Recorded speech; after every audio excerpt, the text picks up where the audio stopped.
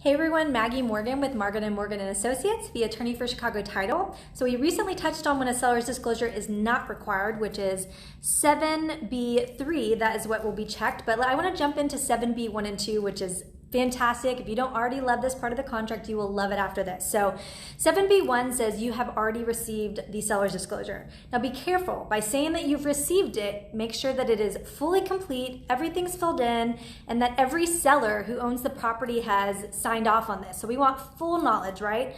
Okay, so let's say that it has not been provided. The next option that you can choose is 7B2, and it basically stipulates that the seller has an amount of time that's required to deliver it to the buyer. So right here, there's a place to fill it in. So this is where you're saying, okay, the seller within this amount of days from the effective date will deliver it to the buyer. Now, what happens if the buyer receives it, but receives it late? If it is, let's say 5 days is listed right here. If the buyer does not receive it within that 5-day time period, the contract says that the buyer can terminate for any reason until closing. So this is a huge out. Seller's agents, you want to be very, very careful this timeline is not missed. And then buyer's agents, you want to be able to utilize this and understand it. However, there's a built-in option period.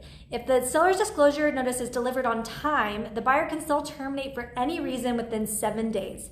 Reach out with questions.